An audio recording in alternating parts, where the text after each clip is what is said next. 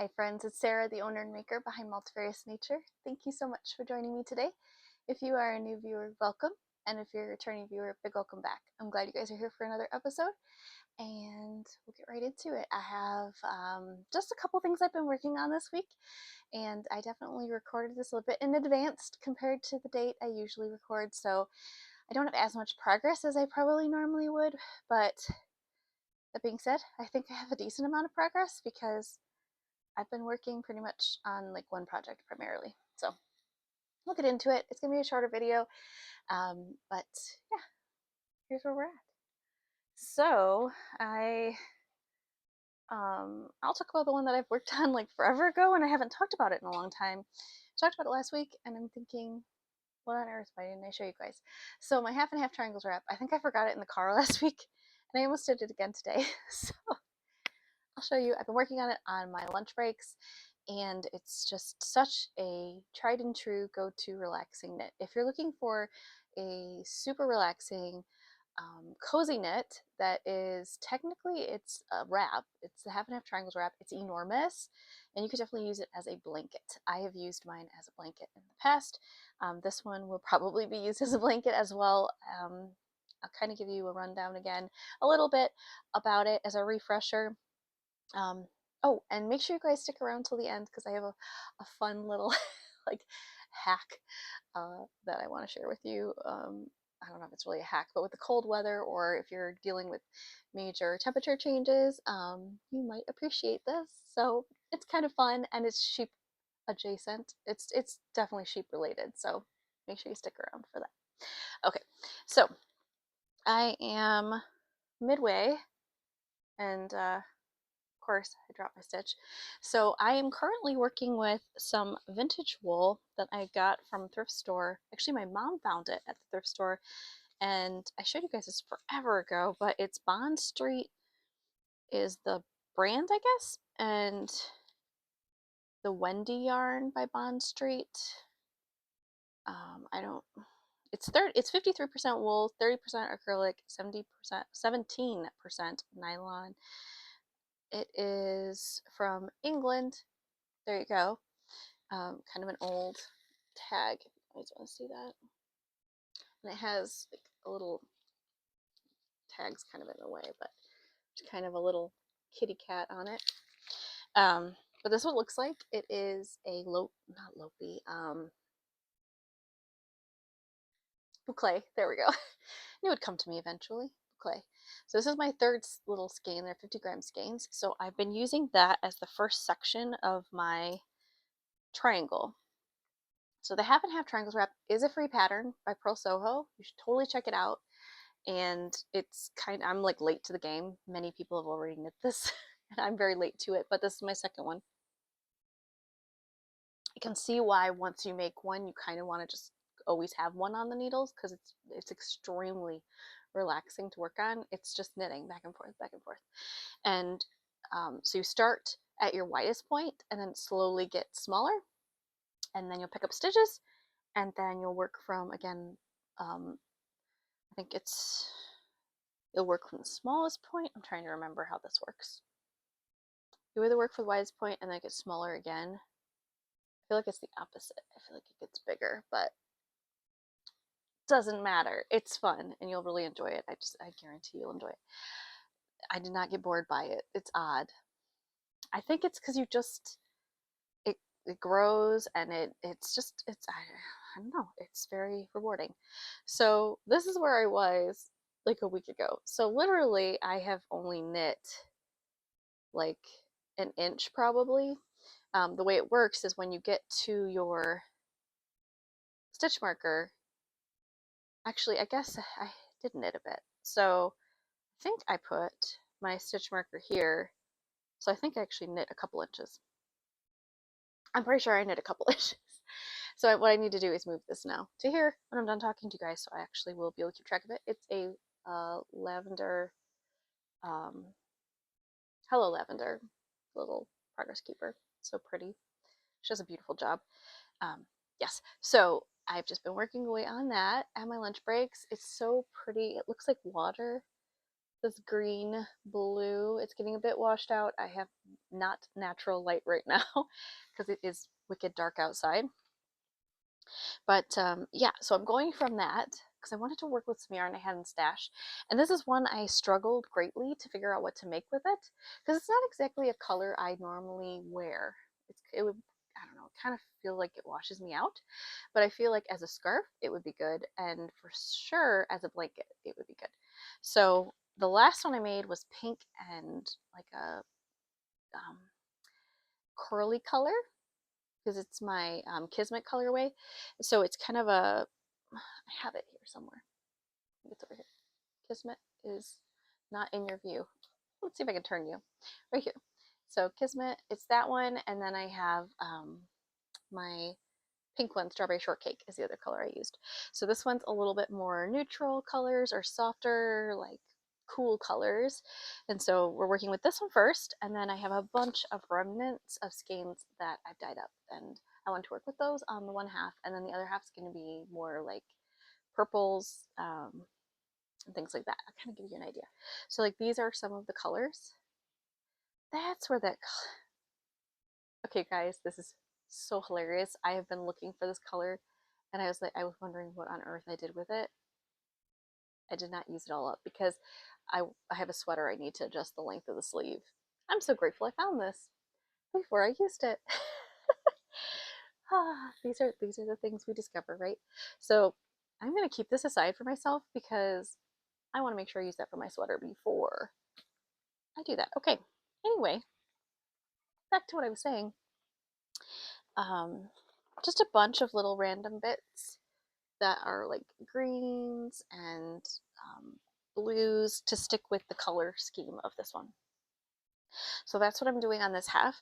And then I'm going to start going into these colors. So these are really beautiful. These are also vintage Barocco that my mom gave me, and they're so pretty.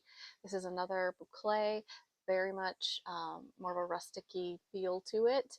This is, I'd say, probably late 70s, early 80s, probably. I don't know exactly when she bought it, but things are just not as soft as they are now. So they're just a little more rustic, but it's so beautiful and I love it. It doesn't really bother me as much as I feel like it probably would. I think I have desensitized myself quite a bit to the prickle factor of things, but I just feel like this one is a wool and viscose, but I think it's mohair, and it's definitely a different feel to the mohair than mohair now. Like they just feel different, but it's so pretty. So I want to use these together to do the others. It's gonna be a super warm blanket, and I'm really excited. I think it's gonna be a lot of fun. Really pretty colors, and then I'm just gonna keep grabbing more colors if I need them as I need them.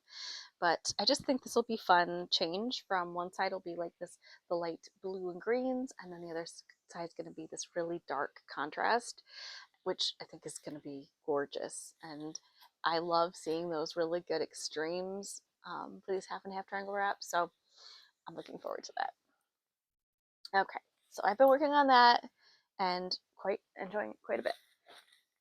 And yeah, so excited that I found that yarn. You guys, I was looking for that around Christmas and I couldn't find it. I was going through boxes. Oh gosh. Hilarious. You just have to go through all your project bags, right? That was probably the one project bag I didn't go through, and there it is.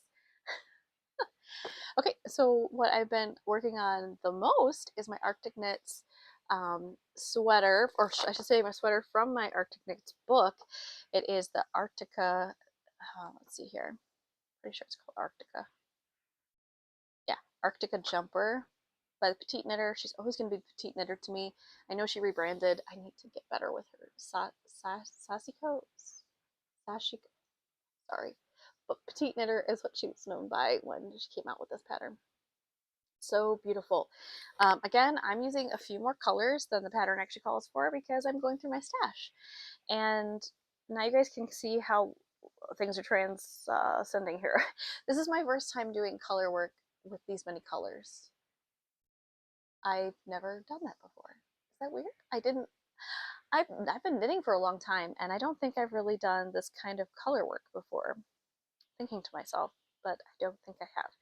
Yeah, I don't think I have. So it's an interesting experience, but I'm enjoying it. I am. It's tricky because you kind of have to keep moving your yarn so you don't get a major knot. But here we are so far with my Arctic sweater. So I have been working on the Arctica sweater quite a bit. I have been enjoying it. The color work is so much fun. So this, I think, yeah, I'm trying to look at this for a second.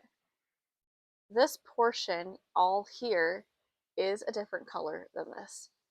So can you tell? I mean, a little, but they are by the same company. So this is Istex is the company that makes this wool. This is Plutolopi, which is unspun, and then this is the Lopi, which is like a um, here we go. It's like a worsted spun. It is spun, so it's a single, it's single spun worsted. It's very fluffy and it fills up nicely and it's beautiful for color work. And you can really see the definition in the stitches for that. And you can with the Plutolopi as well. This is held double, so I did 2 strands of the Plutolopi, and then the colorway of this one is, I think it's called Deep Woods. Pretty sure that's called Deep Woods. And then this one is a different name. It's a number. These are numbers. So the Lopi is all numbers. So this color I have plenty of, this kind of cream color, and then the yellow I did not have enough to do the whole section repeats, so I have to say that differently. So every section that this color was supposed to be on, I don't have enough to do that. So what I'm doing is I'm doing like the sections, and then I'm going to use a replacement color that instead of this yellow somewhere down here, it will be a replacement color, which is another red. So this red is more of the brick red that I had. It's kind of a warmer red. Oh, I didn't bring the other one with me, darn. But this one's just more of a brick red, where the other one is a cooler red. I'm just gonna say it's a cooler red. And I feel like it will work. I feel like it will work nicely. I don't think there will be a spot where the 2 reds are together. If they are, I think it will be fine. I'm learning as I go with this project. So far it has worked out well. Like here we have the red here in the center, and then this light brown color, and then the yellow. This area, it is not as extreme of a contrast because that yellow is pretty light. With this in comparison to the white. So there's not a very high contrast there, but I think it's a subtle, really pretty pattern that's going on there. And it's just been really enjoyable. This repeat of the pattern is so easy. I really, really like it. And I'm just flying through this. Now, you have to remember this is just the first section, and then I did some increasing, and so now we're going to be doing the next section of the color work. I don't really want to necessarily show you too much of it because I don't want to give away the pattern, but like I'm about halfway through the color work. It's kind of, yeah, I'm about almost halfway through the color work. So I am cruising through that because once you get through the color work, the rest is like a single strand, where right now I'm doing um, 4-stranded color work is what it is, because I have 4 colors going on, and then I will be doing a 5th color, but it will it will only be 4 strands going on at once, if that makes sense. But look at the beautiful floats. I know some people are like suckers for floats in the back. I am so excited about this sweater because it's going to be so cozy warm, and I am all for it. For you, those of you that are new, I live in Michigan and we can get pretty darn chilly, and having a really toasty sweater like this, I'm just enjoying so much. As you can see, I'm wearing one right now. So very much enjoying this pattern. I highly recommend giving it a shot. I haven't finished it, of course, so I don't know about the fit, but the other sweater that I made from the Petite Knitter I absolutely love, and I'm going to be talking about that in another video coming up here about some of my favorite sweaters of the moment. And yeah, I hope you guys will check that out too. That will be coming up soon. All right. So that is it for really the projects I've been working on. I'd love to hear what you guys are working on, what you're up to. If you have a fun woolly knit going on, or if you're someone who starts working on summer knits. I am not that person, but we are in February now. Happy February. But I pretty much knit on woolly wools all the time, but I especially like working on my sweaters while this cold weather is going on because it's just so cozy. So I did mention this is going to be a shorter video. These videos are going to be a little bit shorter. I am recording, as I mentioned, on a different day than I normally do because I need to get some recordings in so that I can have a video for you guys while I am on vacation because I want to make sure I do that. So yeah, this video is so short. Well, let's see, life update end of things. What do I have to share about life update? Sheep are doing good still. The snow has been melting. It is getting cold again, but the snow has melted quite a bit, so they can get access to the grass now. So I'm sure they're trying to start foraging again. They're very thrifty, these Shetlands, but they do still demand their hay. And so daily I've been doing that, of course, and then their water, and they're so entertaining. I really enjoy them. And little characters, that's for sure. And their wool, oh my gosh, they're getting so fluffy. I'm so looking forward to sharing them. I've been exercising and trying to build up muscle strength and endurance so that way I think that's the biggest thing with shearing is endurance because you do have to have this little leg strength and everything, but I think it's endurance that's the biggest thing because if you're going to be shearing, I'm only shearing 3, but 3 when you've never actually fully sheared a sheep is a lot of shearing. So I'm really intrigued by how this will go. Like I said, I'm going to be doing the slow method with the blade shears, so it's going to be a slow process. I'm looking forward to that though, in a sense. I mean, a little nervous about it, of course, but it's basically you're giving them a haircut. You just have to be mindful of the direction of the shears. That's what I've been noticing. I'm so grateful for all those that are, I guess, experts in the fields, what I would call them, and they're so readily sharing their knowledge with those of us that know nothing about shearing. And I really appreciate that so much. I think his name's Alan the Shearer on YouTube. He has so many wonderful little short videos, and I think he's out of Scotland. Um, I'm pretty sure. I'm not sure if he's Scottish. Uh, I could be totally wrong. I don't know. He's definitely not from the U.S. Let me put it to you that way. But he has massive skills and he does a lot of blade shearing. So I know there are a lot of videos out there with like electric shears, but I wanted to see more blade shearing, and he really slows it down, gives you tips on how to not harm the animal, and it's really very helpful. So I'll try to include a link to some of his videos down below in case you want to watch them. I just enjoy watching them anyway, but I'm also trying to educate myself so that I can do it successfully and not harm our little sheepies. Um, yeah, it's a lot of fun to watch. I'm excited. All right, so I'm going to get into my little fun thing for the day. Something that I don't know if I've ever shared this. Maybe I have. If I haven't, I'm sorry because I should have. And this is hilarious. So this is a hack. I say it's a hack because you can buy um, lip balm now from this company. And again, not sponsored.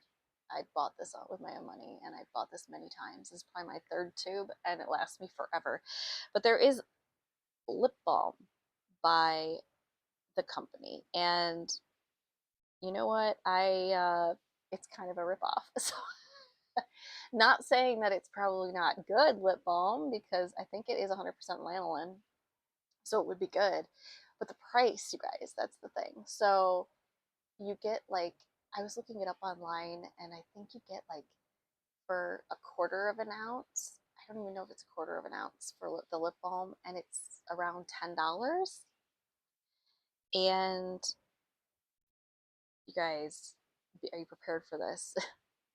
You can get almost 1.5 ounces of pure lanolin, and it's, well, last time I bought it was about a year ago, and it was $9.